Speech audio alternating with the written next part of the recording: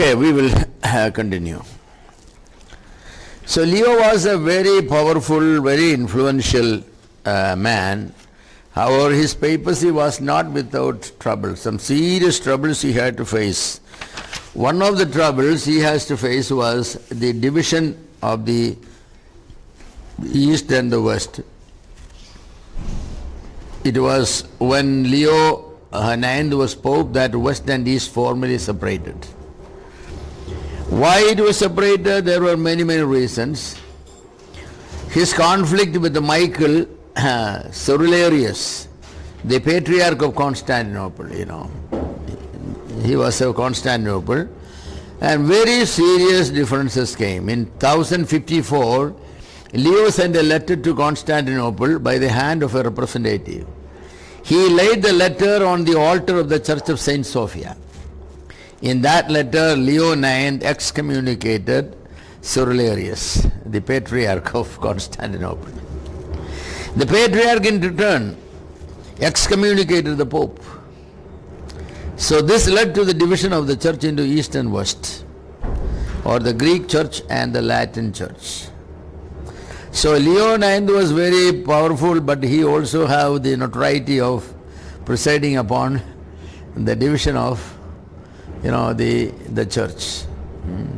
That means this is a further division other than the Orthodox and... The division took only now. They were, it's like the vehicles were started but not moving. But now the two vehicles are going in opposite directions. They were all started and, you just warming it up and you were accelerating in between and give the impression that now it's going to take off, but now it has taken off. It took 100 or more than... Yeah, it took many years, Yes, it started, the problem started, in 800s and came all the way to 1054. It was a very sad day. The Eastern churches taken the name Orthodox. They said we are Orthodox Church. Western Church said we are Roman Catholic Church. So the Catholic Church was divided into two: the Roman Catholic and the Orthodox Church. Any specific reason for this excommunication by...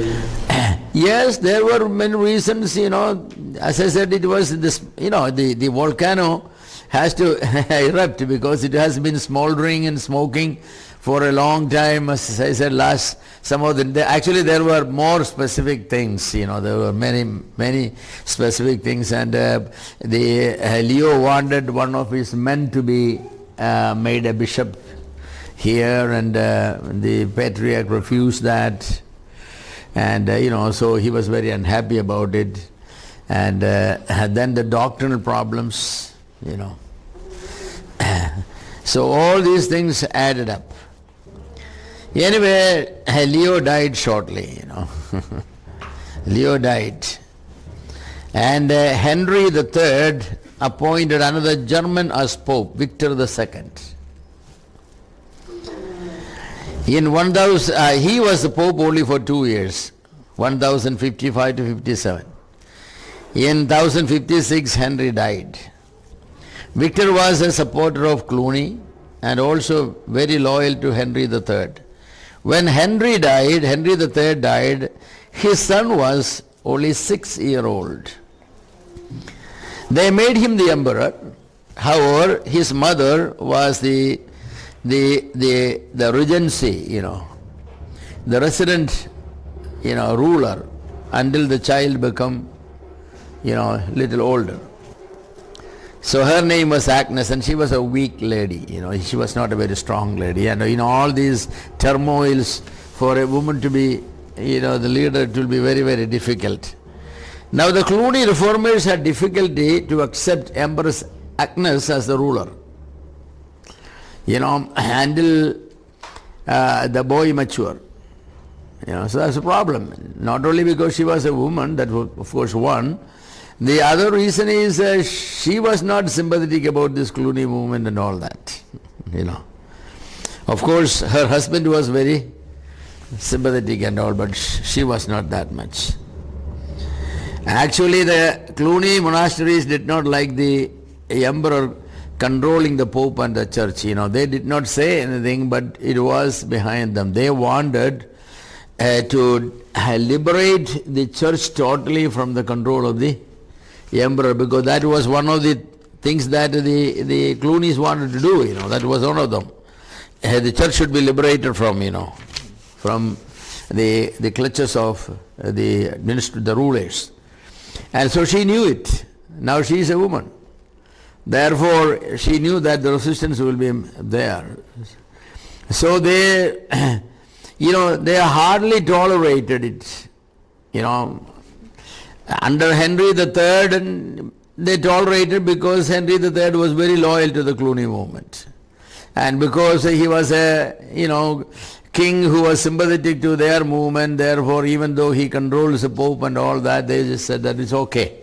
But now that Henry is gone, Henry's son has come, Henry IV, but the mother is ruling, so they were not very happy at all. Also, they decided that even when Henry IV matures, he should not be given the control of the Church, they decided. This they will oppose. So the Reform Party, had control of the Church. They appointed one Stephen X as Pope. He was chosen without any influence of the imperial party. Even the mother regent Agnes was not consulted. It infuriated her. You are making now a person an emperor. Until now it's a king who will make the emperor. You are not even going to consult me, at least for formality's sake. So she was very, very aggravated. And Stephen X was a strong pope. He declared that appointment to papacy, in order to be valid, must be made by the Church and not the king. So he made a rule that whomsoever the king appoints has no validity. If anybody to be a pope, he must be appointed by the Church and not by the state. He expressed very firmly his disapproval of lay investiture. You know what lay investiture means? The lay king, the king will be the one who will be giving the official clothes and everything of the Pope and the Bishop and all that. That was the right, He will lay the crown, he will give the other official clothes and all. So it was a right they had. The kings enjoyed it. They call it the lay investiture. Yeah? Investiture. And the act of a layman king, basically making a bishop. Making a bishop means, what we call the ordination part of it. And or, making pope, giving him the symbols of the office. The emperor, being very young, though did not like his power to appoint, Pope was taken away, did not want an encounter at this time because he is very young. He has grown some, but not 6 years anymore. But so he advised his mother, go ahead and approve what they have done. Let's avoid an encounter, that time there for encounter, So the Pope got the approval of the king, But he died shortly afterwards. Under the death of Stephen X, the Roman nobles wanted to regain their power of appointing papacy. Just 1 week after the death of the Pope, the nobles, influenced another person called Hildebrand, Hildebrand, Hildebrand, to appoint next Pope, who was their man. So they appointed Benedict X as Pope. The Reformed cardinals had to leave Rome immediately for life and seek asylum elsewhere. The Reformed cardinals were able to seek the help of German nobles and appointed one man, Hildebrand as Pope. He changed his name to Gregory VII. There is a lot of history in between how this man came, But Gregory VII was a very powerful Pope. Very powerful Pope. The Church is still trying to free itself. Hildebrand was very successful in diplomacy. He managed to get the support of many dukes. Before he ever became Pope, he manipulated many things. First of all, Hildebrand influenced the cardinals and made a new system of electing the Pope. The cardinals, upon the death of a Pope, has to meet together and nominate a person as the next Pope. The Pope and the people and the priest will elect. They have to vote and they will elect the Pope. So this new method was, decreed in 1059 at a synod. That way the control of the papacy was completely taken away from the hand of the aristocracy. Very wisely he has done it. An election was made according to the new method. Hildebrand defeated, another person Honorius II, who was contended to the office, and actually he is called a Black Pope, by them. And the support to the Cluny party was for, the Hildebrand, and so he became the Pope in 1073. His election and appointment were very unusual. Actually he went for a funeral, this man, and he was conducting the funeral service. Then a large number of mob came and took him all the way to the St. Peter's, there. And there the people declared he is the Pope. So then the church had to make him Pope because the people were all, hail Pope, that sort of. So what happened later, all the cardinals got together and nominated him as the Pope because there was no other way. Anyway, the royal family could not do that. But a big conflict began between Henry IV and the emperor and Hildebrand, the Pope of Gregory VII. Hildebrand loved the Augustine city of God. The idea of the establishment of the kingdom of God on earth, he believed that, this new Pope believed that the church is the divine agency to establish that kingdom. He also believed that Pope is the vicar of the church on earth, and therefore the Pope will establish that kingdom. The Pope is answerable only to God and to no one else. So he completely liberated himself from the aristocracy, The aristocracy became very weak. But King Henry IV did not buy those ideas. He believed in the idea of the lay investiture, that is, the king has the right officially to appoint the bishop and the pope, so an encounter was inevitable.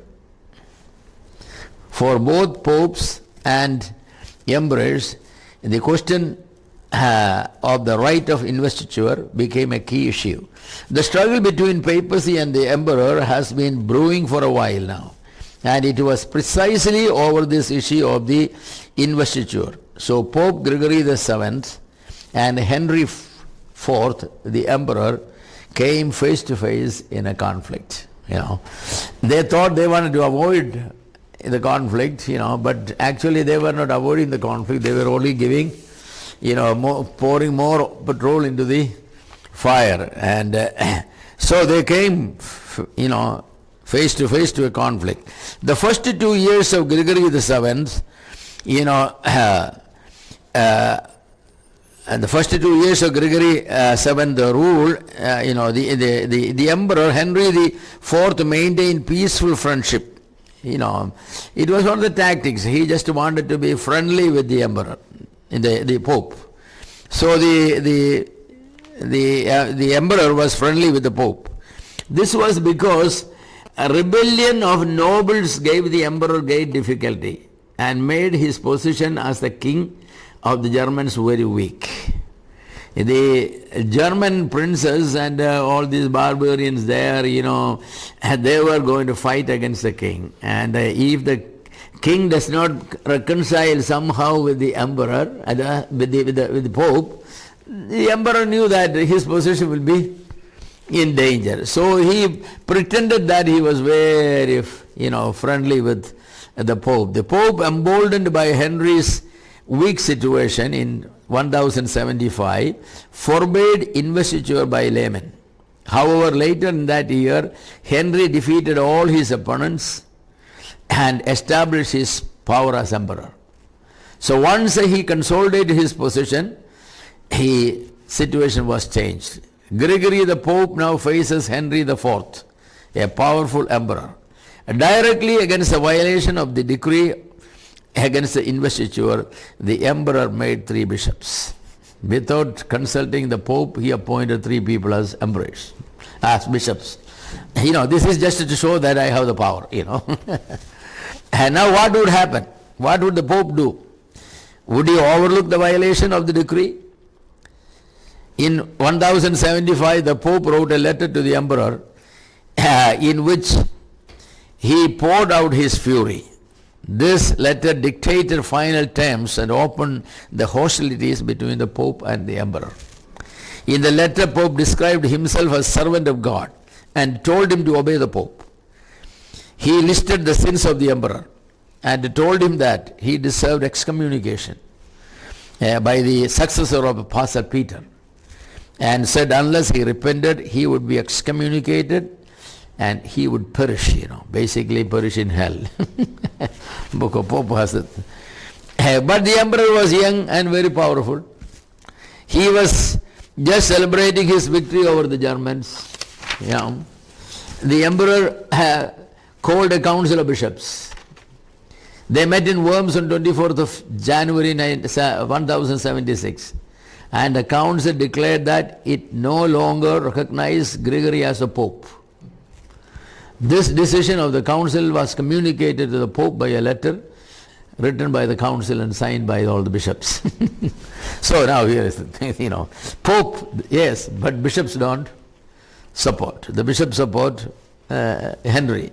The letter began, by Henry as, he said, Henry, king not by usurpation, because the Pope did some manipulation to get it, not by usurpation, but by divine ordination, to Heidelberg, the present Pope but a false monk. Then the thrust of the letter was, Heidelbrand obtained papacy by fraud. The letter therefore said, by the decision of the Bishops' Council and by his own decision, the Pope is removed from the office. Man, you can just see, the situation is really bad, and really bad. The emperor sent a letter to all the people in Rome to banish the Pope. And the Pope sent a letter to Germany to elect someone else as their king, unless Henry, repents. The emperor's letter was completely ignored by the people of Rome. The people of Rome said, no, he's our Pope. So Pope's appeal, on the other hand, was met with a favorable response by the Germans. The feudal lords who were recently defeated by Henry, they felt very unhappy about it. So they found an opportunity to revenge the king, because the Pope is on their side. So besides the administration of, the Henry was he ruled with an iron rod. That's the way he ruled. So in October 1076, the German nobles met in a meeting. Many wanted to depose Henry immediately, and all wanted to humiliate him. They finally decided that another meeting would be called under the presidency of the Pope on 2nd February of the next year, and would give Henry a chance to repent. If within 1 year the Pope won't free Henry from the charges, then he would lose the throne. Meanwhile, he has to live in another city under some guards. So he has to leave his throne and he has to go, somewhere else. Henry was desperate. He felt his crown was slipping. He was willing to agree to save the crown for anything.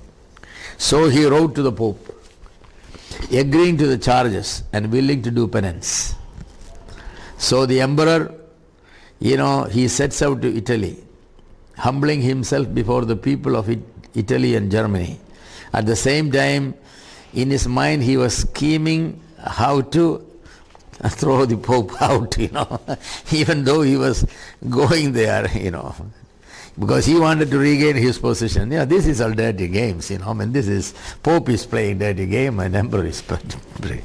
It was absolutely necessary for Henry to get absolute absolution, that is forgiveness by the Pope, and to be freed from excommunication. So with his wife, a little son and some faithful men, he set out for Italy. It was in dead winter. He has to cross the Alps, which was covered with snow and ice. In the extreme climate, he has to climb, he has to go to where Pope was living. At the same time, Pope started for a meeting at Augsburg, Germany. So someone gave the rumor to the Pope that Henry is coming with an army to attack the Pope. So Pope ran and took refuge within the walls of a castle at Canossa, because he's afraid. Pope has only authority, so-called, but he doesn't have army. The king got the army. So he ran and he, took shelter. But actually the emperor was not going with anybody. That was a false rumor that they spread, So on the morning of 25th January 1077, Emperor Henry climbed the hill to the castle of Canossa, where the Pope was, and knocked on the outer gate. The gate was opened to him, and he was led through the first gate, the second gate. But the gate on the third wall remained closed. There Henry stood all day long in the courtyard before the gate, and it was snowing heavily. He had no shoes, barefoot and barehead. In the cold he stood there shivering from morning till evening. He expected that the doors will be opened and he will be asked to come, to do his penance. No. So the night came, he left. Next morning again he came early morning. He stood there 24 hours again, cold, shivering. The gate was not opened. The third day the same thing. The Pope won't open the door. It was snowing and he was shivering. All night he was made to stand there the third day. Next day morning, Henry appeared again. That day also the same thing happened. Again, the third day, Henry stood as a penitent. On the 27th day of January, in the close of the day, the gate was opened and Henry was told to enter in. The Pope and the Emperor met. The Pope was on the farther end of the room. He sat there on a chair. In all the glory of the Pope, with all his, pomp and paraphernalia, everything put on him, and he was there. And this poor king entered, Henry IV entered. He was young, he was tall, he was powerfully built, very impressive in penitent garb. He put upon him a penitent garb, black clothes, and no shoes, no head cover, no cap or anything, he was there. So in tears the emperor prostrated himself to the ground. He kissed the Pope's feet and he implored for forgiveness. Gregory granted Henry absolution and lifted the ban of excommunication. So what really happened there? That was the whole question, What really happened? Why for 3 days the Pope did not give an appointment to Henry? Historians have a big debate on this one. What was the real reason? Was it because the Pope wanted to humiliate, Henry? Let him suffer? Was that the reason? Or there was another reason? Why did Pope keep the emperor standing for 3 days barefoot in the snow? Was it to humiliate him to the utmost limit? The expression "go to Canossa," that's an expression now in the English language. Go to Canossa, that means, you go all the way. It's a proverb, you're submitting to the utmost humiliation. Somebody say, hey, go to Canossa, that sort of.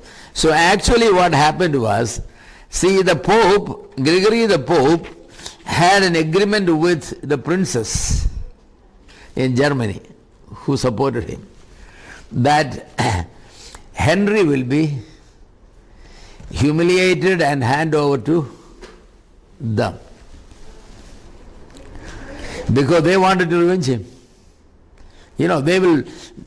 That was the idea that the Pope Gregory will not really forgive this man. Instead, he will be deposed, and then he will be handed over to the German princes, and they will probably dethrone him, behead him, whatever they wanted to. So that was a commitment the Pope had with those men.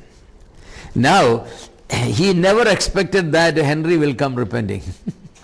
He expected Henry will be coming to fight.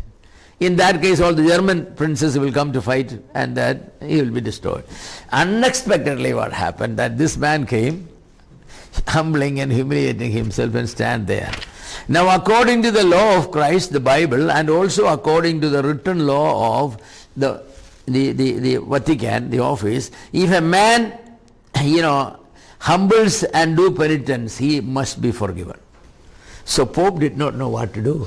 It took 3 days for him to decide what to do. This was actually the reason. Pope was in great turmoil. If he won't forgive him, that will be a great charge against him.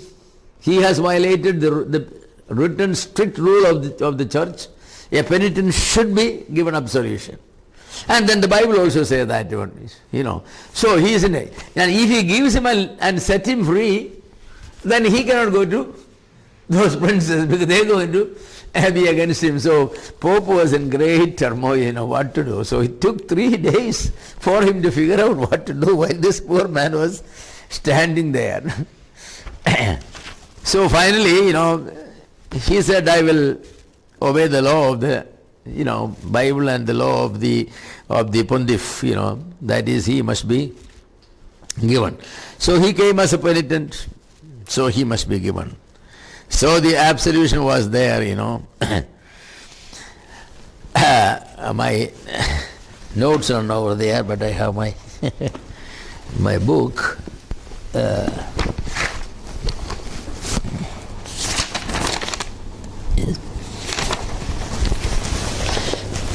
Very interesting. Henry was no simple man, Henry was very cunning. Now Henry got his throne back. Now the question, what he will do? That is what he has to think. So he did something, And this poor Pope died in humiliation. Yes. He died in humiliation. So,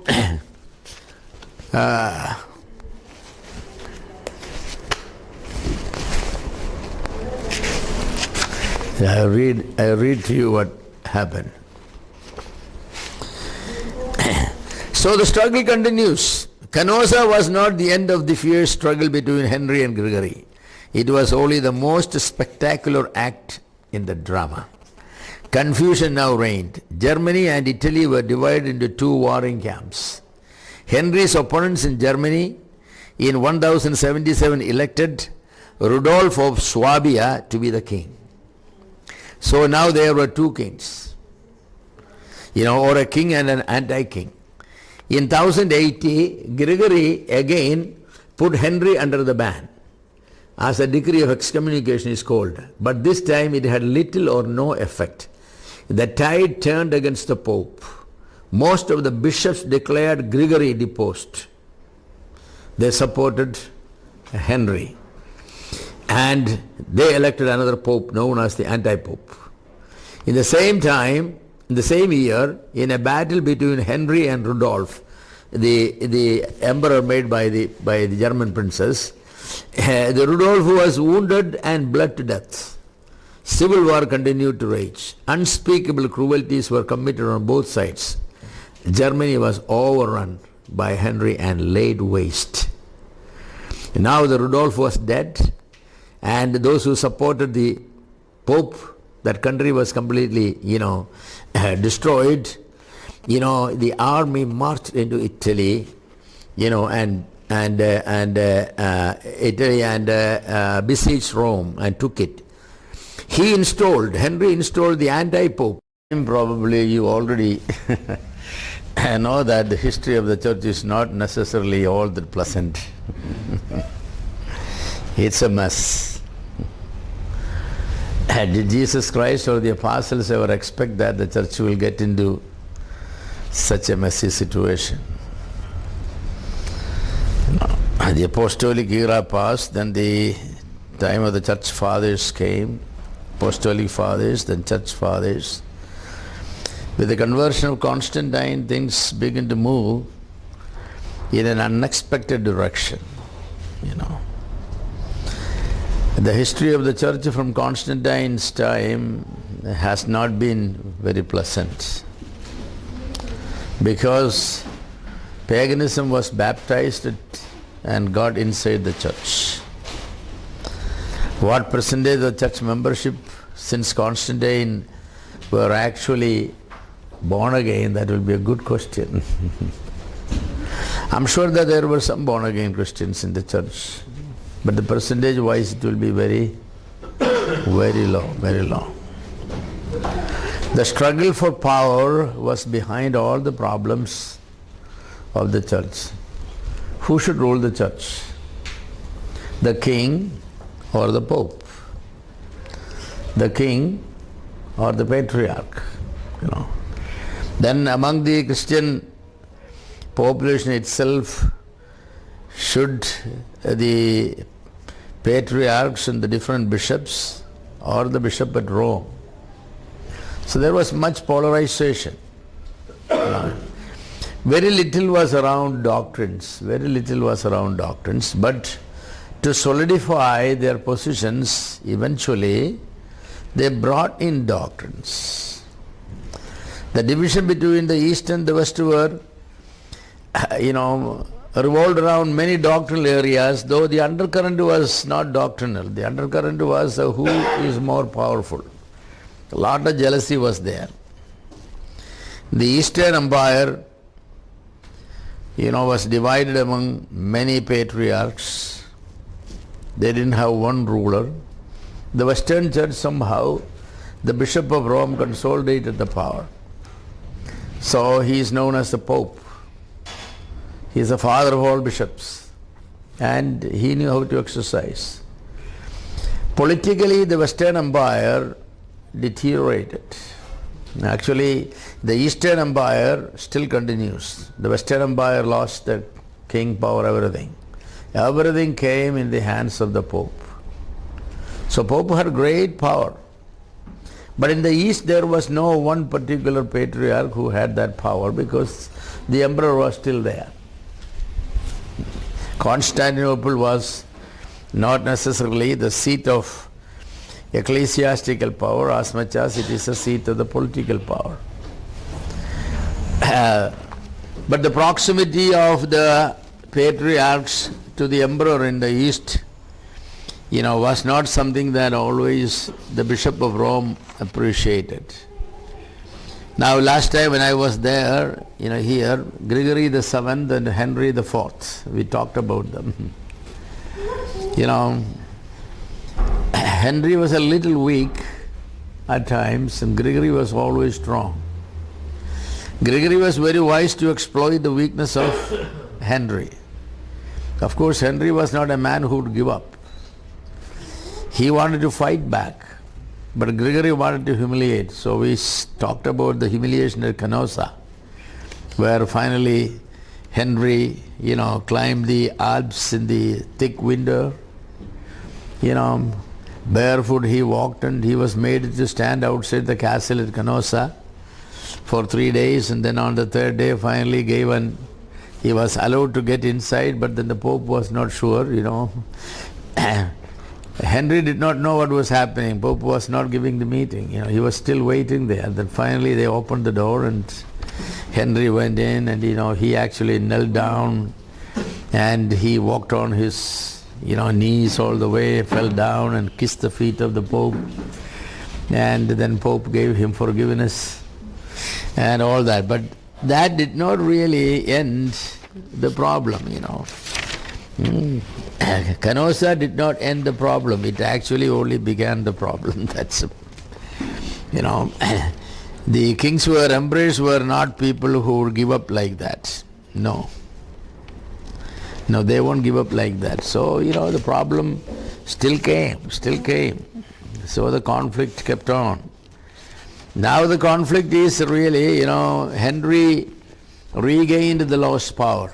Then we shared last time how Gregory was then chased out, he ran away, and on the way he died. His last words, I lived a righteous man, but I died because of my righteousness, and that sort of a statement. Very sad, very sad. But Henry was very powerful by this time. Yes. So things go, Pope excommunicated the emperor emperor excommunicated the Pope. At one time, the bishops were all with the Pope. That's when Henry was humiliated. And also Henry was humiliated because the German princes were against Henry. Henry ruled them with an iron rod. And those princes, they didn't like it. He was interfering in their personal freedom a lot. So when Gregory asked them to support him and attack Henry, they were more than happy to attack, because they only wanted to get rid of Henry so that they will be free. So when Henry found out that there is no way he can survive now without the support of the princes, and princes all sided Gregory, Henry was very wise. Okay, all right, I give up. He, not because he had penitence or, but he went. He pretended to be very humble and humiliated and repenting. He went and for 3 days, and we found out actually what happened at Canossa. I think I shared some of those things. What happened at Canossa was Gregory was in a great turmoil. Gregory promised the German princes that he will get rid of Henry, because Gregory was very sure that Henry will come to catch him with an army, and so then he will excommunicate him. He won't forgive him. And then the German princes can move with an army and, dispose Henry. But unexpectedly, Henry came not with an army. He came alone, and Gregory was surprised. His feet were pulled out without knowing. Now he didn't know what to do. Because when a man is penitent, both the church and the Bible requires forgiveness. So, Gregory was in a turmoil. How will I face the princes in Germany? Because the princes in Germany, wanted Henry to be get rid of. And Gregory already promised that he would do that. But now he cannot do it. So it took 3 days for Gregory just to, he didn't know really what to do. But he cannot indefinitely make that man to stand there because he is a penitent. If he does not give an attendance, then all the cardinals and all the bishops will get against him, because what he was doing is unethical. So to preserve his own position among the bishops, Gregory said, okay, come in. But then Gregory was concerned. Now all the German princes will be against him. So how will he move? Well, Henry repented and Gregory forgave him, and all that. But the German princes were getting against than Gregory. So Gregory, what did he do? He excommunicated again Henry to please on this issue. But this time all the people and most of the bishops, they all supported Henry, because the excommunication was without sufficient reason. So Gregory did not play his cards very well this time. So Henry, wanted to get rid of Gregory, and he took an army with him, and the people were supporting him. So he ran away, and of course on that way he died. The time period. This time period was in the what did I say? Around 1085. Yes. Yeah. So is this Henry the 8th? Is this Henry the 8th? No, Henry VIII. No, Henry VIII. You are thinking about the English king, Henry VIII. Henry VIII is different. That's England. This is Roman Germany and all that. Yes, it's entirely different period. Different period. Yes, Henry VIII is a different character. He's yeah. He is the king of Rome. Who? Henry. This Henry was the emperor of the Roman Empire. Okay, he is the emperor of the Roman Empire, and the emperor. Today, really he did not have an army. The arrangement was the emperor won't have an army. Only the dukes and the princes will have army. And whenever the emperor needs army, these princes and dukes will send their army. That was the arrangement. So the princes and dukes will get together, they will elect really an emperor. So now Henry is the emperor. He was demanding money and all that from all these dukes and the princes and all. So they were not very happy. So they somehow wanted the Henry to be get rid of and another person to be elected as the emperor. It's a feudal state. Yeah, it's a feudal state, each one feudal, because the emperor gave them all the land. You manage the land, you just give me the money. And you also keep the army, but you send the army when I want, So if the emperor has to do anything, any fight, the support of the German princes and the French and all that was essential. But the thing is, sometimes the Pope will have greater control and respect in the eyes of these feudal landlords and all that. So when the emperor will give an order, sometimes the Pope will give a counter order. So, it all depends upon whom these princes will honor. So, princes always will play the Pope against the emperor because it's to their advantage. If they feel that now it's a time to support the emperor because they can get something out of it, then they will support the emperor. Or they will support the Pope so that they can get something out of the Pope and oppose it. So this sort of game has gone on. So, at Canossa, basically, the Henry was taught a lesson by Gregory, but then after that, what happened? Canossa was not the end of the struggle. Confusion now reigned. Germany and Italy were divided into two warring camps. Henry's opponents in Germany elected Rudolf in 1077 as king. So now there are two kings, or a king and an anti-king. In 1080, Gregory again put Henry under the ban. That is excommunication. But this excommunication backfired. Most of the bishops supported Henry, for there was not sufficient cause or ground for excommunication.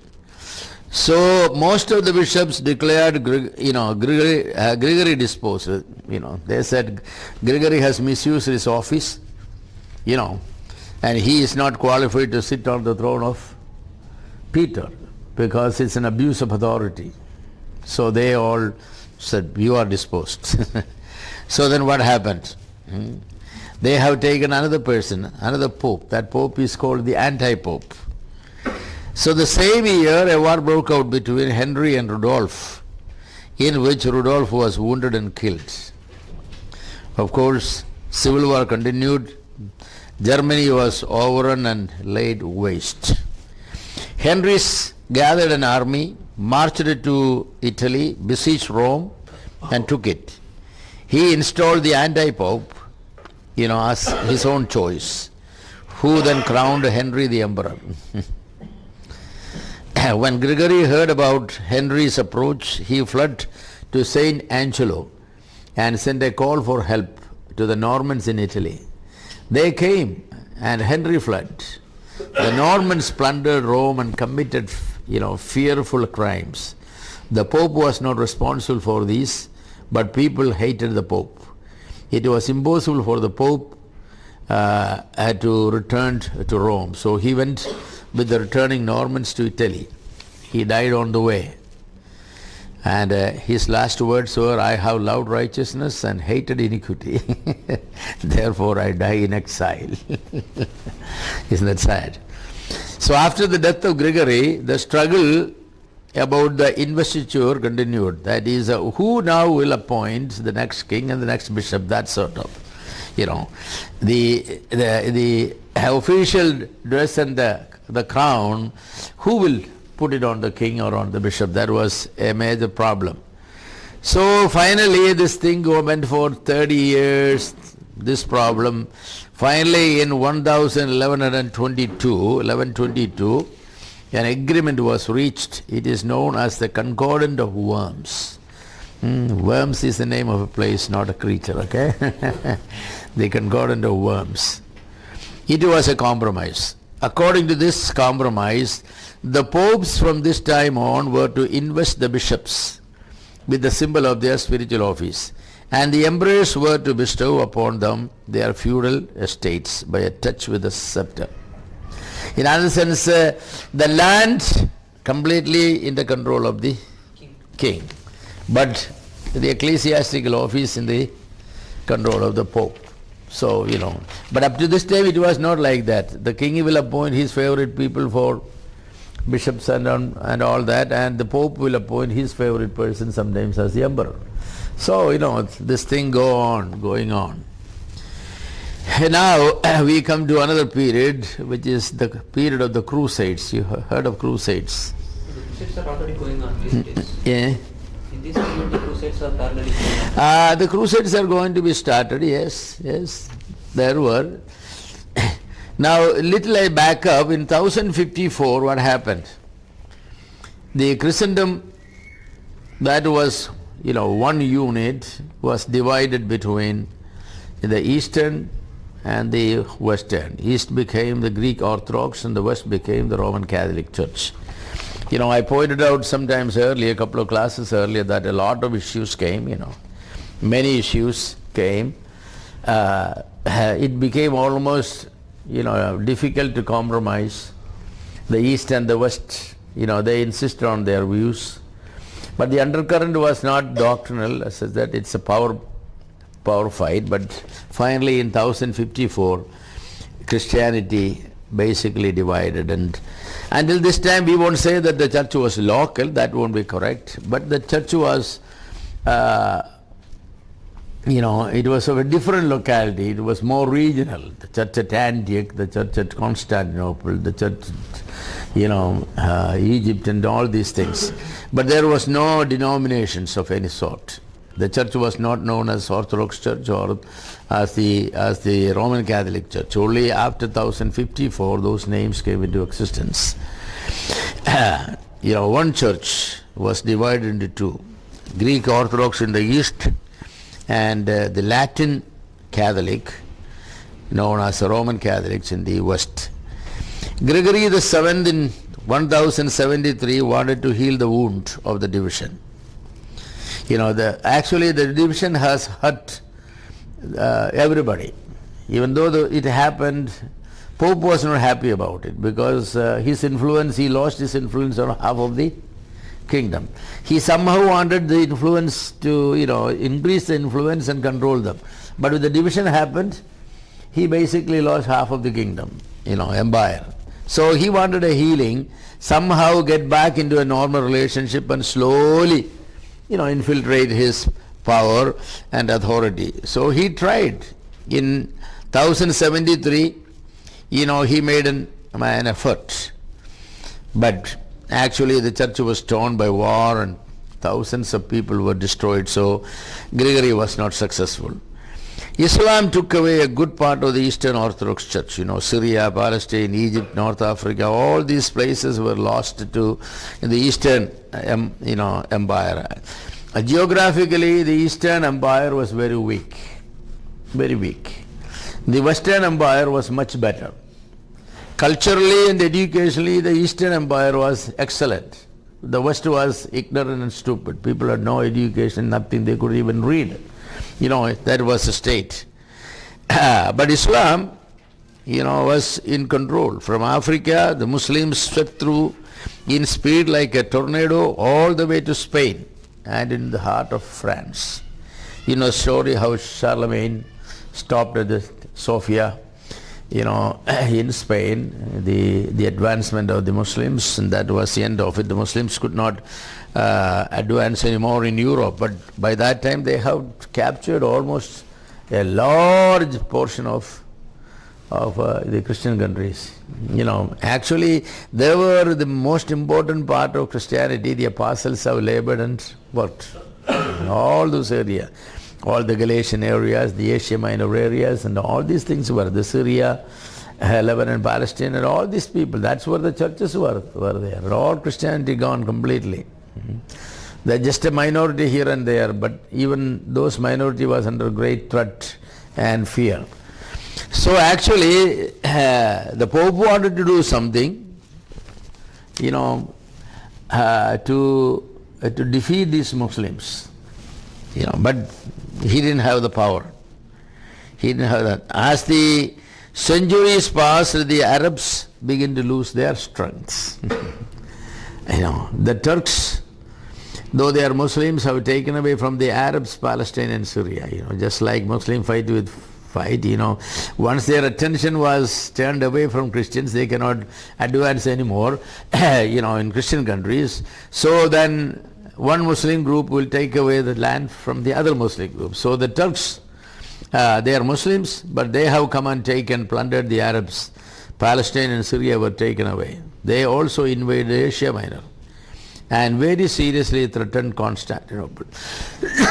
Constantinople is the capital of the Eastern Empire. That's where the emperor and all they are.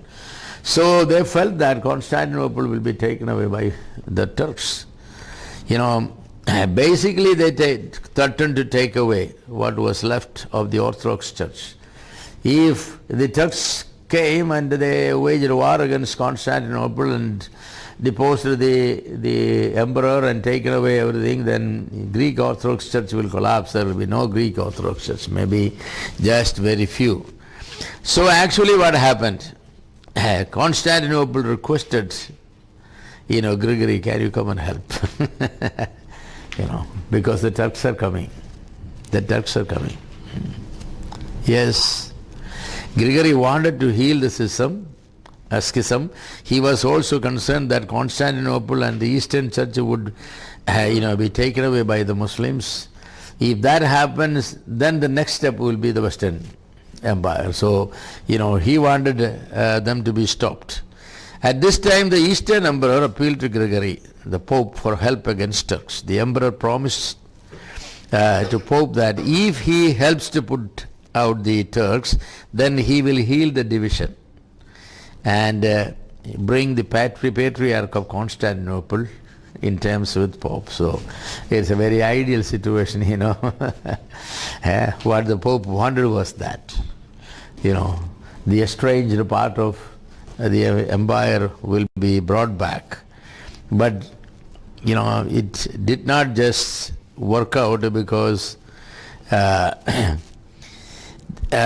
found the offer was an opportunity, but it did not work out for some reasons that we will mention. Pope found that he could shoot three birds, you know, in this one offer. First of all, he can save the Eastern Church from the Muslims. Secondly, he thought he could heal the wound of schism by reuniting the East and the West. Thirdly, he thought he can establish the one universal church over which the Pope is the person. That was his main, you know. Now Pope is only over the Western Europe. No, Pope is not satisfied by that. He wanted to be the Pope of the whole church. You know, he didn't like the idea that there is another group or church or denomination outside his domain. So he thought that he could. But Pope Gregory was ready to march in person as the head of an army of 50,000 soldiers to lead them against the enemies. You know, but it never happened, because Gregory became involved in a struggle with Henry about this investiture, and he was thereby prevented from carrying out the plan. You know, Henry is in the West, you know, So the Pope of the West and the King of the West, they became again into conflict. So Pope could not offer the help. However, the idea of a crusade against the Muslims was the idea of Gregory. So Gregory wanted to do, because by this time, the church became very, very ceremonial church. There is no faith. There is no belief, no born-again Christians. What were they doing? People wanted to go to the Holy Lands. They visit the sepulchre of Jesus Christ. They wanted to pray in Gethsemane. They wanted to do this and this. But they were not free. The Turks were, in the beginning the Turks allowed them because it was business.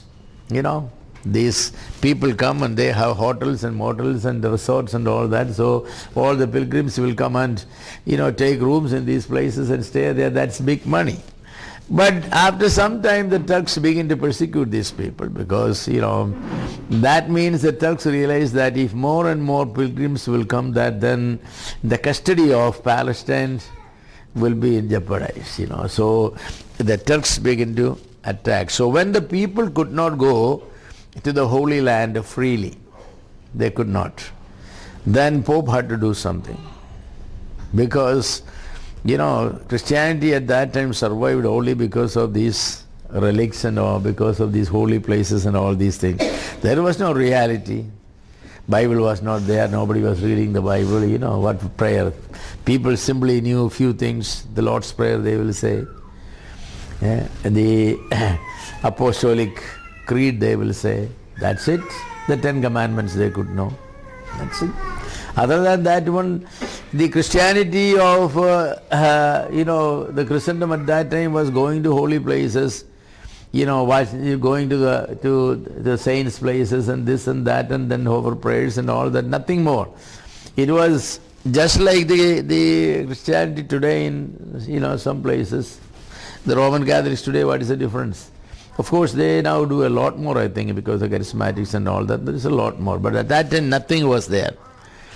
So Christianity after Constantine's conversion became very formal. It consisted simply in learning the Apostles' Creed, the 10 Commandments, the Lord's Prayer. Then belief in the magical power of sacraments. Then the ideal of asceticism, veneration of saints and their relics, and the pilgrimage to the shrines of the saints, and especially the Holy Land. This is what makes. So different bishops will organize tours, just like now people go to Holy Land, that's what it is, Going to Holy Land is big business, even today, For every 10 people, the organizer get 1 ticket free. So you organize 10 people, 100 people, you get 10 tickets free. That is 10 lakhs rupees you get, So they will have 2 or 3 tours every year. That means they make 30 lakhs rupees. That was the same business there. They will organize a tour, tour to Holy Land. How many? 20,000 will go, 10,000 will go, large number of people. So whatever bishop is, organizing it, he definitely will get, quite a bit money, There are people, who will organize the stay, the food, this, that, and all that, There will be even visiting some of these holy places and touching the relics. And all those things, of course, the bishops will be, some important priest will be doing this one. So pilgrimage to the Holy Land and to places, became a big business. And this business was suffering. Pope is very unhappy when the coffers suffer. It doesn't matter people go to hell or anything. That's not the problem. The problem, money should keep coming. And they needed a lot of money because their life was very luxurious, very expensive life, I don't think even the emperor lived as luxuriously as these bishops and popes were. And there were not 1 or 2 bishops. There are hundreds or thousands of them. They all need to be fed and, everything to be. So money has to come. Where the money will come? So pilgrimage need to go, keep going. But the Arabs the Turks were not very, very happy. The Arabs tolerated, but when the Turks came, their attitude was different. The whole Palestine Holy Land was in the control of the Muslims also. Christians had no control. It's their police and their military and everything else. To say that is where Jesus was born, you need the Arabs to go there. So this creator, so the Pope and the Christians, they wanted to do something. They have to do something to change the situation. And these Turks were fanatics in religion, They are fanatics just like the extremists today, They are fanatics. They hated the pilgrims because they were Christians. They did not want their money. They finally said, we don't want your money. We will stop you. So they forbade Christians to visit holy places. They persecuted the pilgrims. Those who returned to Rome and West told the stories of persecution of the Turks, Just like after India's division, the Hindus returning from the Pakistan side, they were saying the stories of the atrocities committed. These Christians who wanted to Holy Land for pilgrimage, many of them were killed, and those who returned, they had a sad story to say. So Pope has to do something, when the people are saying all these things, and Pope, if only he says, okay, God bless you, his position will be, will be affected. So Gregory was gone, and now Pope Urban II was in power. This is 1088 to 1099. Urban came from a royal family. He was a big man. Unlike Gregory was a short man, thin man.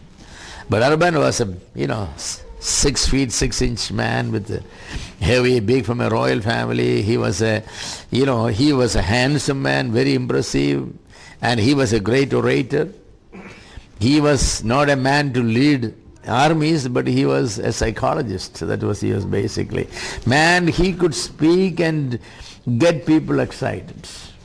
So this Pope Urban, he went around preaching. That's what he did. The emperor went around preaching. He wanted to excite the people so that the people will volunteer and make an army to march to the Holy Land to fight against the Turks. In 1095, Urban went to Clermont, France. There he spoke about the Holy Land and the Turks. He spoke to tens of thousands of people gathered there about Jesus, his birth, his baptism, his teaching, all these things. He talked about the arrest of Jesus, his crucifixion, death and burial, and then he said that all these places now in the hand of the Turks, they are desecrating these places and they are not respecting it and all that. Man, this is our life, and that we need to go and liberate this Palestine, poor people, of course, when a psychologist king exploits the feelings of people going to come. They came forward. People broke out. Even the emperor, his feelings broke out, and the people's feelings broke out for the sacred places of Jesus. He spoke against the Turks who desecrated the holy place. The crowd began to boil with anger. Mass hysteria. You know what mass hysteria means? He went and stirred the people to a stage of frenzy. He called them to go to the Holy Land and rescue Jerusalem. And the tomb of Jesus Christ must be captured from the hands of the, Turks. So, to all who would go, Pope also promised. Pope said that if you go, I will reduce considerably the purgatory for you. Man, that's an offer, you know that? Yes. So those who are willing to go was to fight against the Turks, whatever sin you have come, you have to be there for tens of thousands of years in the purgatory. I will reduce it to half. Oh, people were more than half. Man, you get benefited. 1 minute Yeah. introduction on purgatory. Purgatory means, the Roman Catholics believe that no person can go straight to heaven. Every believer on death will go to a place of it's called Shuddhikarana. It's a place where you will be purged of your sins. It is not hell, it's not a place necessarily of punishment, but it is, you are being boiled there to get rid of the dirt on your soul, on your soul. So that's what purgatory. So, you go there, You will be there, depends upon, some people have to be very long, and then of course Pope has made a provision for people to get out of it. That's very kind of him. Because some people had to be there for 10,000 years. Because their sins are very heinous sins, So Pope said that there are saints, you can buy the virtue of saints for money. Every person needs so much virtue to get to heaven. But some people have so much virtue, you get only 100 points, but some people have 10,000 points. So, you can buy... Oh yeah, that's what the arrangement. You can buy, the church will sell, only the Roman Catholic Church can sell it. So you can give money to the church and say, you can say that I need to buy for $20,000. And people usually go and buy it for their parents, uncles and all that, Immediately after the parents die, they will go that, my father has done so many this and so he must be there. So can I buy for $20,000 worth of, this thing. So, they sell, Pope will sell. Okay. Yeah. It's not now happening. There are some stories behind it, Yeah. Pavamojana cheat, you heard that, Yeah. You can buy it. It's a paper actually written. There are different denominations of paper. 100, 1,000, 10,000, 50,000, there's papers.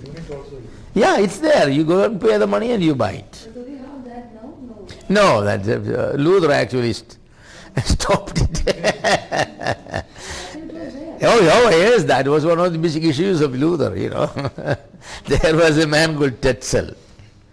Tetzel came to Germany, I'm going away. Tetzel came to Germany to sell these, they are called indulgences. Indulgences. In these indulgences, Tetzel, because Michelangelo was, finishing the St. Peter's Basilica in Rome. And, he was an artist. There tons and tons and tons of paints were required. So every day another 10 tons of paints, because he was painting the Sistine Chapel and all those things, it was money, money, money. Pope didn't have money. So finally Tetzel was very smart. Tetzel said, why don't I go, to Germany and other places, and I will sell these indulgences and bring money. So he went to Germany, and Luther was there, the pastor of the church there, the priest. And so Tetzel was preaching there and selling it. Your uncle's son, aunties and your parents and grandparents are suffering in the purgatory, and you are sleeping with your gold and silver and all. Give it away, buy these indulgences, and liberate their souls from purgatory. So people were coming, and so Luther stopped it.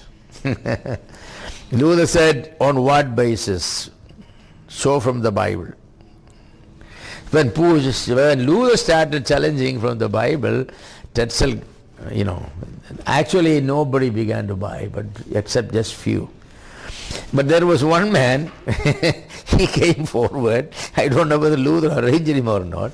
One man came to Tetzel and said, Father, can I buy for the sins that I am going to commit? Oh, Tetzel said, sure, you can. Then give me for 10,000. He gave. And in the night he stood somewhere after Tetzel selling, he was going, and this man has beaten Tetzel so bad. Then Tetzel cursed him, you will go to purgatory for eternal life. I already bought it.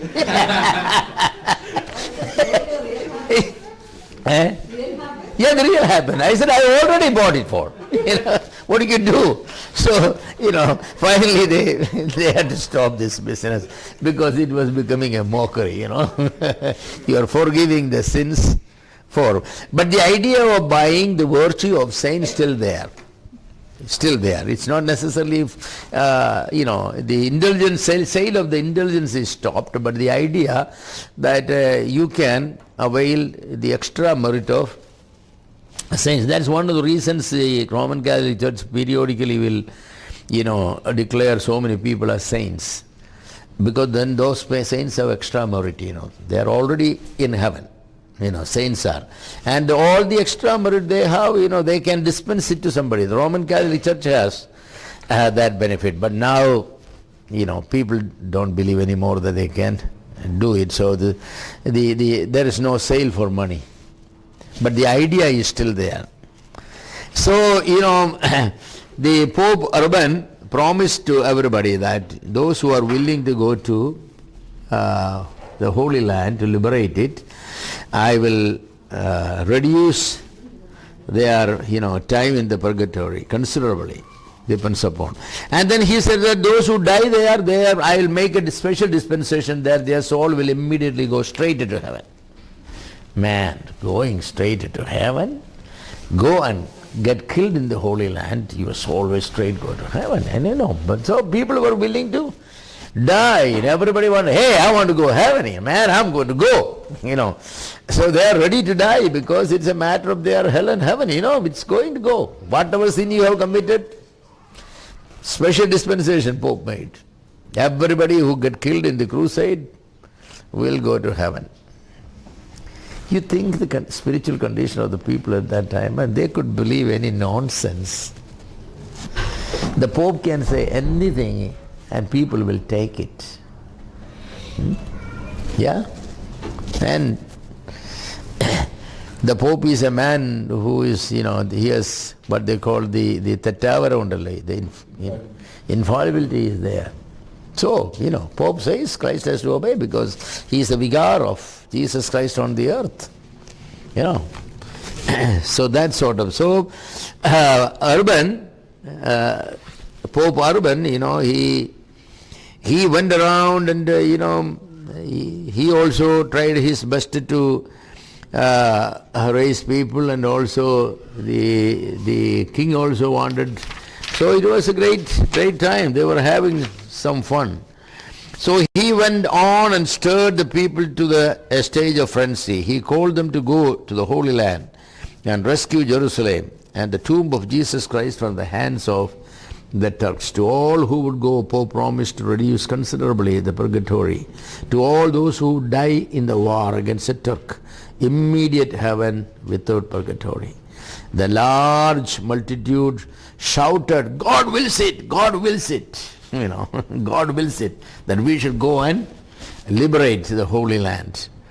So Pope had red clothes cut into small stripes, which he stitched as crosses and gave it to everybody. A cross was fixed on their clothes, everybody. Yes, this is why it's a crusade, it's going there. And so, on the sleeve of every person, this cross was put. They would go to Holy Land and carry it.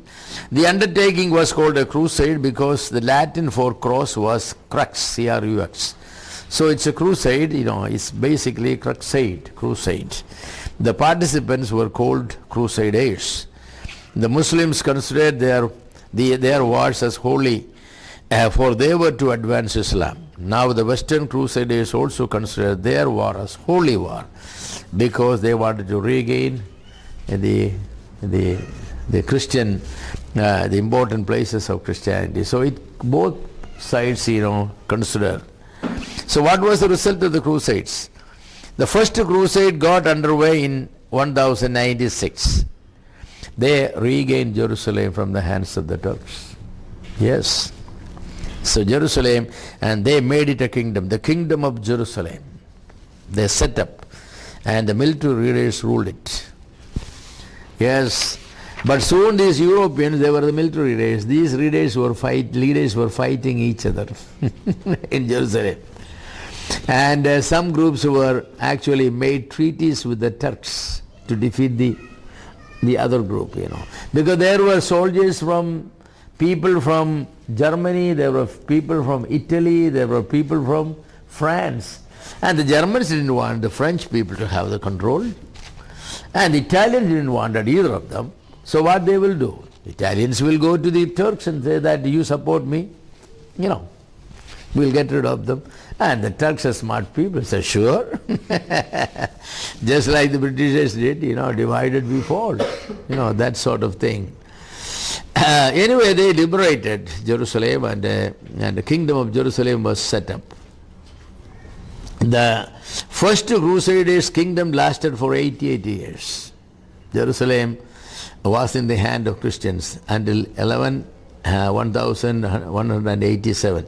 But it was not a strong kingdom. Many of its people lived, peaceably with the Arabs. Many of its people, The second crusade in 1147 was to help the shaky kingdom of Jerusalem. The kingdom was becoming weak, because there was infight going on and the Arabs who were taking sides and all that. So they sent a lot of people for the second crusade, 1147. In 1187, the Sultan of Egypt, Saladin and Syria, captured Jerusalem. They captured back Jerusalem. 1187. The Sultan of Egypt, his name is Saladin. And he was a Sultan of Egypt and Syria. They captured Jerusalem. The third crusade was led by Richard I of England. He was a king of England. And Philip of France. And the emperor of Frederick of Barbarossa. So these three kings led it. It was a disaster. Because, the Emperor Frederick got drowned in the river. So he died. Philip returned to France, and Richard I got a treaty with the Saladin. And Christians could visit the sepulchre. That was a concession. So at least before that they could not go to the place, the burial of Jesus Christ, the sepulchre. Now with the Saladin, the Richard I made a treaty whereby, the control is completely in their hands, but this allowance, people can go silently and visit. There were 8 crusades. By the middle of 1200, crusades faded out. It was not until World War I the English took Palestine away from the Turks. So until 14 to 18, it was in the hands of the Turks. It was, history condemns Christians and Pope for the crusades. Children from 10 to 12 years were marching to Holy Land as part of the crusades. Just tens of thousands people were just marching. Little children, 10 years, 12 years or 30 years. They were all going and they were all got killed. Not one of them returned. Wonder whether their souls will be in heaven or hell. And Pope said he will make them there. It was ridiculous, it was foolishness, and these people were, innocent people. So the question is asked, what was the motive for crusades? What was the motive for crusades? Was it really because they loved the Holy Land, the sepulchre of Jesus Christ and all that? Or was there ultimate motive? So this question is, even to this day, you read church history books, everybody is, what was the motive? What was the motive? So that question is there. The Crusaders represented religious feelings both on the part of Pope and the people. They represented a perverted, unbiblical view of Christianity. Crusades basically show how ignorant the people were and how blindly they followed the leaders. We should admire the Crusaders for their zeal, but sympathize their ignorance. But actually, what Pope wanted that the whole Christian world should come under his control. Because if he liberate Holy Land, then he will come out as the savior of Christendom. That was his motive. It was not because the love for Holy Land or anything. It's a possession. Pope was very cunning. He thought through, now it is divided. To bring the East and the West together and all the people under his leadership, he has to do something dramatically big. Of course, the Turks were not allowing the Christians pilgrimage and all. That's all true. But where does in the Bible say you have to go on pilgrimage? Did Apostle Paul organize a pilgrimage from Ephesus and Philippi to Jerusalem? So where this God? The motivation behind the whole thing was that they wanted a complete control. Pope wanted to be the savior. Everybody looked to Pope and said, you saved our in the Holy Land. You saved the sepulchre of Jesus Christ. And you saved Gethsemane. You saved, that's a sort of... So Pope can now demand that get rid of the patriarchs, they haven't done anything. Get rid of them all. Come line up behind me. Only the Pope can save Christianity. But it didn't work out. It didn't work out. So actually the division between the East and the West was not healed. It only widened as the days went by. Pope was a failure. People begin to say that this Pope has killed tens of thousands of people, innocent children were taken to Palestine, and the Turks had no mercy. They killed every one of them. How can Pope now answer this? So that was a problem.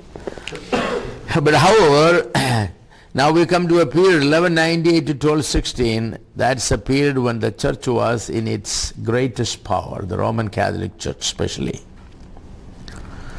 1198 to 1216. The struggle for supremacy did not end with Henry at Canossa. The following popes wanted to make sure kings and political rulers are subject to their supremacy. Emperor Henry,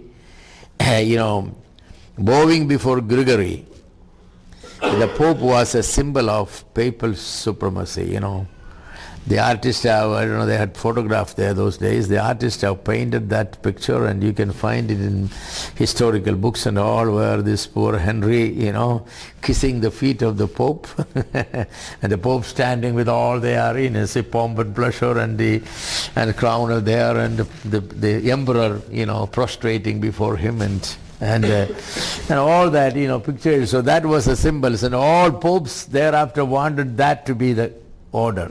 All the kings and emperors will come and fall down at their feet, that sort of thing. So they wanted that. The popes wanted that kind of a control.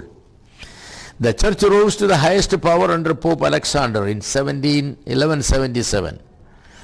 Alexander, the Emperor Frederick Barbarossa, came to the Pope under the porch of the Cathedral of St. Mark in Venice after a long fight with the Pope, and he bowed down before the Pope and kissed the Pope's feet. And Alexander made Frederick to rise and gave him the kiss of peace. The Emperor met the Pope after a few months and acknowledged, Alexander, the only Pope, denouncing the anti-pope whom he had installed. This is it's a summary statement. All these kings will appoint their own pope. If the normal pope won't do what the kings wanted, he will go ahead and dispose him. Well, you are not a pope, make him the pope, and then the pope will bless the king. Whatever he wanted to achieve. That's how Henry also did. Pulled out of the Roman Catholic Church. He wanted to get rid of his wife Mary because she was only giving birth to girls. So asked the Bishop of London, permit me to divorce Mary. And the Bishop said, no, you cannot, because Mary was the sister of the emperor at that time, of Spain. So Pope knew that if he granted it, he will be in trouble. Said no. So Gregory said that I'm no more part of the Catholic Church, pulled out and ordained his own archbishop, and agreement that archbishop will give him the divorce. So he made him the archbishop. The archbishop gave him the divorce, and the Church of England came into existence. What a way to have a church. This sort of, tells you the perversion, how perverted was, so perverted.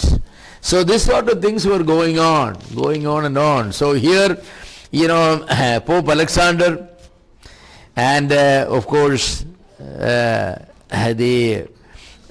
Frederick, he came and he kissed the feet of Alexander, and Alexander gave him back the position of the emperor. And so this history repeated. So he was very happy because what happened at Canossa repeated here also. Exactly 100 years before, Frederick's grandfather, Henry, bowed to Pope Gregory. Now the grandson came and, and the same thing repeated. Alexander III in Venice And, so the things repeated. Now there was a man called Innocent III. The church rose to her greatest height under this pope. In the whole history, there was no other pope greater than Innocent III. So this name was a great pope, 1198 to 1216. He belonged to an outstanding Roman family. He had excellent education. He had his degree of law from the University of Bologna. He learned classical languages from Paris. At the age of 29, he was made a cardinal. And when 37, he was elected pope in 1198. So you can just imagine that this man is very young. Only 37-year-old pope. So he was from a royal family, he had the royal blood, he had education, he had understanding, and he was young, So under him, under Innocent III, the Roman Catholic Church, especially the papacy, it rose to the highest height. The most exalted idea of papacy came under. He wrote in a letter, the Lord gave to Peter the rule not only over the universal church but also over the whole world. That's what he said. In another sense, he said that, I am not only the ruler over the whole universal church, but I am also the ruler over the whole world. Whether the other kings like it or not. No king can rule rightly unless he devotedly serves the Pope, because Pope is Christ figure. So Innocent III was very powerful, very powerful. Actually, there was nobody to oppose Innocent III. No king, no emperor could oppose. Innocent was very powerful, very powerful. He had the allegiance of all the princes and all the dukes and all the bishops and everywhere. He was a sovereign. He was a sovereign, and he did it. There were 5 factors in favor of Innocent. Number 1, the example of Gregory. Gregory falling at the feet of Henry falling at the feet of Gregory. The second is the donation of Constantine. We talked about it. They had a false, made a false record saying that the Peter was given the sovereign, rule over the Roman Catholic Church. So that record. Then the Crusades. Though the Crusades, a lot of people died, yet the fact that made an attempt and liberated Jerusalem at least for 88 years. So people appreciated, except those who lost their children and others. Then there is a doctrine called ration peccati, R-A-T-I-O-N-E, ration peccati. The Latin phrase means by reason of sin, by reason of sin. What it means to say is that, emperors and kings are supreme political leaders, but they are engaged often in war, killing people, and moral sins. They have concubines and this and that. So Pope is the only one who could interfere and, either forgive their sins or depose them. So this provision, because of sin, by reason of sin, if the Pope finds that certain emperor is doing too much sin, he can just come and say, you are deposed. You are no more. You have done too much sin. You cannot be there. So this exceptional power in the hand of the Pope, he can get rid of anybody, say that you have done this and just write down, you are guilty of this, number 1, number 2, number 3, 15, 20 sins, you are disposed. That's it. And everybody has to respect it, because only a moral king can be in power. An immoral king cannot be in power. So we can always find out, there was no king who was morally right and there was no Pope who was morally right. But then king didn't have the right to dispose the Pope if he commits sin. The Pope simply has to confess it to another cardinal. That's all. That forgiveness will be there. The 5th factor, the favorable political situation in Europe. because the political scenario in Europe was favorable for the Pope. North Italian towns are very rich and they supported the Pope. So Italian towns are very rich and all the princes supported the Pope, so he get plenty of money. Then Frederick died, his 3-year-old grandson became the emperor. So he was no challenge. The little boy, his mother was ruling, she was a very weak person. So basically speaking, the emperor did not rule, the Pope ruled. The Pope ruled. France and other nations had no strong rulers. So what Pope said was the last word there. So basically Germany, France and Italy, they were all under Innocent. Innocent III was very, very powerful. When Innocent became the Pope, he at once restored the political territory of Italy that claimed to be given, to the popes, known as patrimony of Saint Peter. Constantine gave the administration of a large area, to Peter. This is yours. And when the popes became weaker, what happened? The princes will come and take away the land. So the popes lost all the land. But when Innocent came, he regained every bit of it. Not only regained every bit of it, he even annexed more and made, Vatican, the large area, came under the Pope, the papal state. But now Innocent regained them all. And the next 700 years it remained with the popes. There was nobody to challenge it. Innocent made it known to the world that he would tolerate no opposition from temporal powers. He made it to the world that, if anybody will attempt to fight against the Pope, let him know that he will not be on the earth. He was so powerful. The King of England, John Lackland, the King of England, opposed Innocent. And in 1208, Pope placed England under the interdict. That is, that men in all England, could have no church service. There will be no church service, no marriages, no burial, nothing. The whole England was under kind of an excommunicated. The next year, King John was excommunicated by him. His subjects were no longer required to obey him. Finally in 1213 he submitted to the Pope. He made the king to write down a document that said he surrendered the kingdom of England and Ireland to the Pope. The Pope gave him permission to rule only at his pleasure.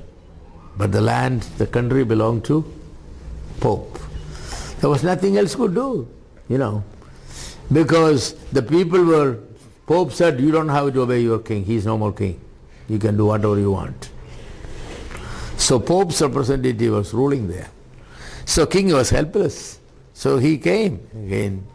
He came, bowed down, and Pope said, write it down. Write it down. That the land, the kingdom does not belong to you. England and Ireland belongs to the Pope. You are a vassal king. I will allow you to rule it at my pleasure. So you can see how strong this man was. He was very, very, very, very strong, very strong. One by one after another, Innocent was getting the rule. One after another, Innocent had all the kings, all the lords, all the princes of Europe acknowledged that Pope was not only the spiritual lord, but he was also actually basically the authority over everybody. The King of France finally acknowledged Pope as the feudal king, said, okay, Pope, you are the king. I will rule under you. At one time, the Pope even captured the Eastern Kingdom. On the way to Palestine, the Crusaders attacked Constantinople and captured it. That was a mistake actually, he did it, but he did it, because he wanted to bring, after Constantine, the kingdom was divided among his children to the east and the west. the two sons. So from that on it continued. The Roman Empire means there is an Eastern Roman Empire and a Western Roman Empire. Now all those coming kings, they all wanted, the West wanted to capture the East and the East wanted to capture the West, but they could not. Both were very, very powerful. Actually the East was more powerful. The kings of the emperors of the East were more powerful than the emperors of the West. So they could not. But now was the time. So he attacked. The Crusades were on the way to Palestine, and the king said, first let us get rid of this, place, Constantinople, and captured it. He set up a temporary Latin kingdom, which acknowledged itself as a vassal kingdom of Pope. So from 1198 to 1216, Pope Innocent ruled the world as the most powerful Pope. It was a mistake made because the rift between the Western Church and the Eastern Church only increased, because all the patriarchs said that the intention of the Pope was nothing but, to get the land and all these things. So that guy cannot be trusted. So the enmity between the East and the West increased. Now there was no chance of a reconciliation because, the king, the Pope made it, the real intention of the Pope was made clear, that it is not doctrine, it is not church, but it is the territory that he wanted. But however, Innocent ruled from 1198 to 1216. He was the unchallenged ruler of the whole world basically. In 1215, Innocent called a council at Rome. In that council he said he had two things in mind. Very important decision. I have two things in mind. He said, the reconquest of the Holy Land. I want the whole Palestine to be captured back. Secondly, I want the universal church to be reformed. So this council he has called and he expressed these two desires. We want the Palestine to be captured back, conquered back, and we also want the universal church to be reformed. Actually it needed reformation because you cannot imagine the situation. It was, the church was in a mess. It had everything except spirituality. Everybody was practicing just what they wanted. Any sin could be practiced. The bishops and the cardinals and everybody was just rotten. So Innocent understood that this way it goes, in the internal degeneration will come and the whole Roman Empire and the Catholic Church will go away. Something has to be done. Otherwise the Roman Catholic Church cannot. So what did he do? More than 400 bishops were there, 800 abbots and priors were there, and a great number of priests were there, and laymen there of course, and 71 rulers were there, and they included the patriarchs of Constantinople and patriarch of Jerusalem, envoys of the emperor of Frederick, the king of France, the king of England, the king of Cyprus, Hungary, and all these people were there. The council determined on a new crusade, which the Pope offered to lead. He said, I will lead that crusade. The council also condemned the heresies which were in the church. At this time, particular time, there were two heretic groups. One was called the Waldenses, and the other was called the Albigensian heresy. These two heresies, the Waldensian heresy and the Albigensian heresy. It was also decided the severe punishment for unrepentant heretics. Granting of indulgences were restricted. Innocent said indulgences could be sold only in very exceptional cases, and when people had comparatively a moral life, if the dead person was living a good person, faithful to the church, and such people could be given these indulgences because they, it's reasonable that they were good people. But to buy indulgences for wicked people? Oh, Pope said that brings down the reputation of the Roman Catholic Church, because anybody could live any wicked life, and then you got money, then you can come and buy indulgences so that your relative will be free from there. So that sort of thing he had, so early. Of course, they did it when the Sistine Chapel was being built because they needed money. It was also decided that severe punishment will be given to heretics. Bishops were instructed to appoint competent men to preach and to provide free education in grammar and theology. The Western Europe, you could count people on your fingers who could read and write. No education, nothing. So the following year, Innocent died, and the crusade never carried out because he offered to lead it and he died. Reform was badly needed at all levels. The priests and the bishops were filthy carnals. They indulged in all kinds of sins. One priest in Paris said, "I cannot believe that any German bishop can be saved." Pope wrote, "The prelates in southern France are a laughing stock for the common man." I mean, they were just living. They all had concubines and mistresses and, all kinds of sin. They were not allowed to marry, but they were allowed to keep women in the bishop's house. That sort of. They were having nice family life with many women. And they were holy men, and Innocent was very ashamed of all these things. So he wanted a reformation. Yes. So what he recommended was, these bishops, every bishop in his area will recruit honest, faithful men who will go out, priests will go out to preach to people. But these priests make sure that they will be good people, living moral life. They will go and preach to people that, you should not be living the way you are living.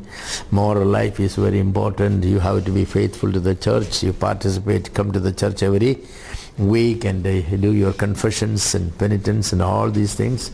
And then also that teachers should be recruited who will go and teach children and others, grammar and symbol arithmetics and all these things.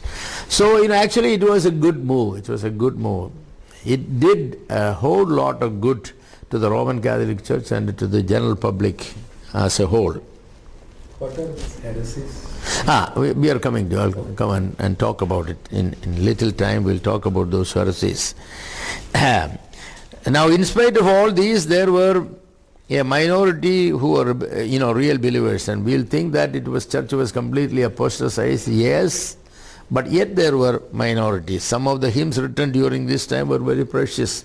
For example, the Bernard of Clairvaux, he has written such beautiful, "O Sacred Heart, once wounded," and all. It's believed that this Bernard of Clairvaux was a real believer.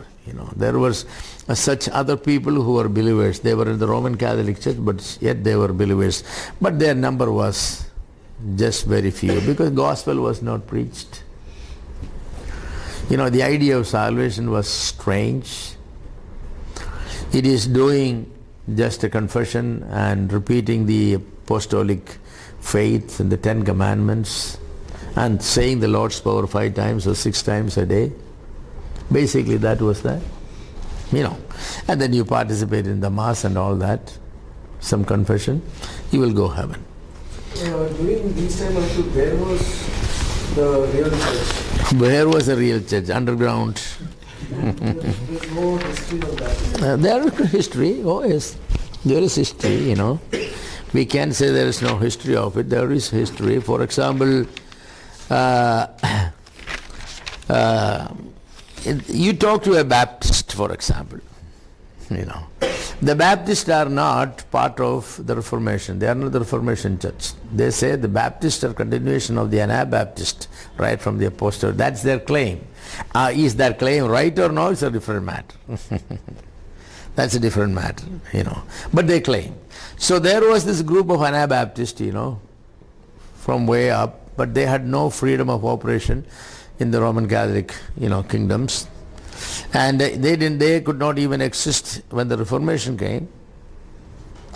Under Luther also, A lot of Anabaptists were killed by Luther. I mean, Luther means not personally, but the Lutheran Church had to do that. That things were so bad, Yeah, I'll come back. About I have a section on these people. I will you wait for some time. Who are they? Because there is another occasion on which I have to talk about them. How they were handled. So I will do both. So the Pope actually encouraged people to come forward and for the Reformation movement. Start things for the education, for the Reformation. One of such people who came forward was a Dominican, it's called the Dominican order. It was founded as a result of this council that the Pope Innocent has called in Rome, The Dominicans adopted the name, actually after, from the man, who founded it, and they were called the preaching friars. The Dominicans adopted the name preaching friars. This was the name Innocent used for them. So what they basically did, this was a group of priests who were, vowed themselves for poverty and simple life. Even barefoot they will go. They will live very simple. What they will do, they will go from place to place, preach to the people about the morality and ethics and about the church doctrines. And also they will start, schools for children and all. So the Dominican order was a great movement. They were the first such orders to be established in the Roman Catholic Church. And these friars, the Dominicans, come from Dominic, the man who founded it. This man Dominic actually died 4 years after he founded it, but it grew very large. The Dominicans took a vow of poverty. They were an order of begging friars. They were not to own any property. They have to go from house to house, beg for food. They should, live very simple. They get their food from whatever homes they beg, and they come back and sleep in the night. That's it, with the minimum. In course of time, the Dominicans acquired great reputation of learning. They established many good educational institutions. They established many institutions and universities. Because of their learning, they came into control of Inquisition. This Inquisition, that is, Inquisition is actually, it's an institute. What do you call this? A court. Inquisition is a court where anybody who teach any heresies, they were brought before the Inquisition. They will try them. They will ask them questions and trial, and then if they are found guilty, then they will hand over to the secular rulers, because the church cannot kill people. The church cannot kill people, so they will decide that he deserves death by burning. Then he will be handed over to the king or ruler, whoever may be. They will take them out and kill them.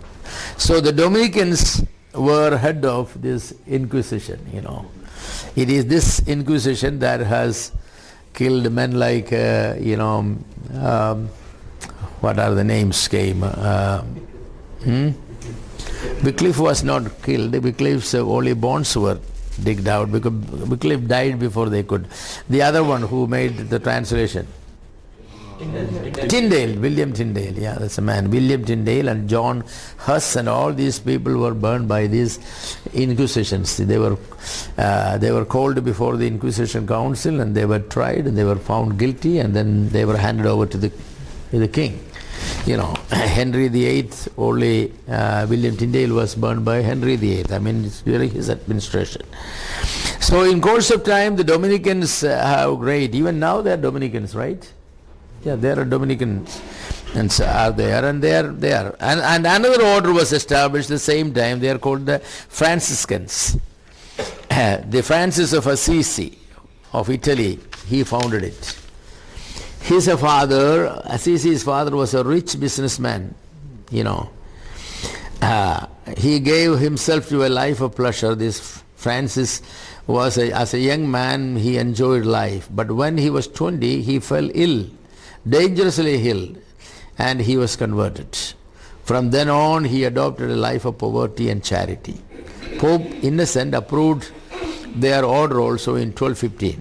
They called themselves in the Minorites or the Friars Minor, a name of humility. That's the name they have taken.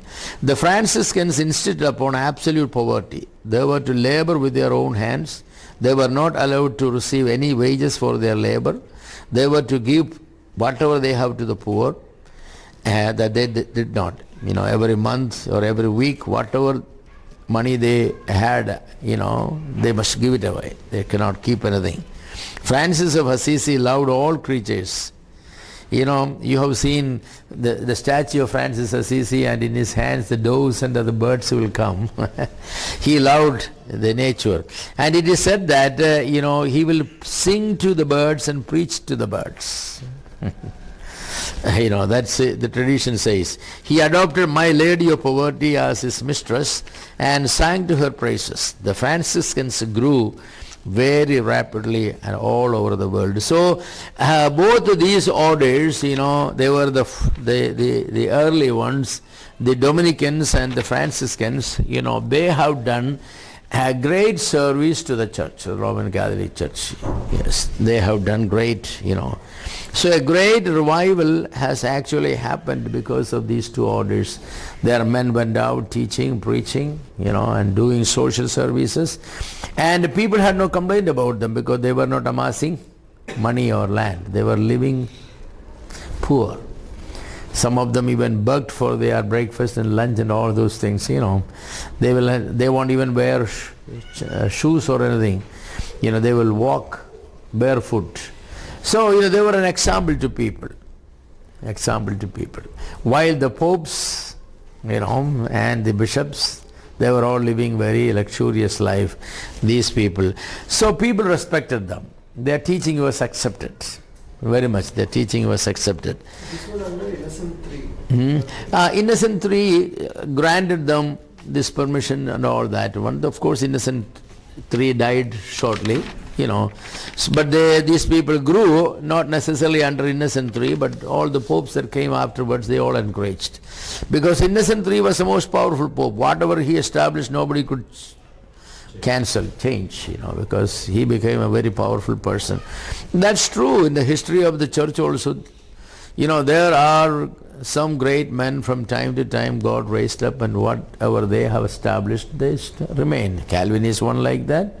There were many other people, Of course, does not mean that everybody accepted what they taught, but whatever they taught, the teachings remain. Because these people also, the Dominicans and the Franciscans, they were great people. Okay, we'll take a break. Yeah. Yeah. Was Innocent III a believer, you can say? I don't know. Innocent III was a believer or not, His name is Innocent, but I don't know whether, No, I'm not able to say a judgment. I personally of the opinion that none of these popes were believers, But now, if I find some popes there, I will ask forgiveness, But I don't think they were. The gospel was not preached. The Bible was not read, by anybody. Most of these popes, they may have a copy of the Bible in their, palace and all that, but that's it. They were not interested in those things. They were not godly men necessarily. But they were concerned about their church, the authority. If the way things are going, something is not done, then they will lose everything. That's what they were, It's not that the people were immoral or these people were immoral. That was not their concern. But, the entropy was far advanced. The moral entropy and all that. So something has to be done. That they have done. Innocent was powerful, very powerful. He had insight. He was able to get the respect of everybody. And he was a strong man. Whatever is the system, if the leadership is strong, it will survive. When the leadership goes weak, the whole system collapses. This is the history of the church is the history of the leaders. History of Israel is also the history of the leaders, Is it either Saul or David or, you know. Average believer, who knows average believer? Nobody knows. They are not the one who set the momentum, you know, the pace. The pace setters, they are not the one. They are always the leaders. So all the time, anytime, everywhere, we need good leaders. So a man who can raise up leaders, he is a very successful person. A good follower you can always find. Wherever there are leaders, there will be followers. But the question is, who is to lead? You take the example of any denomination. When they had good leaders, it was thriving. Those leaders gone, when poor leaders came, it's suffering. The problem today in the Christian world is the lack of good leaders. Okay, we'll take a break.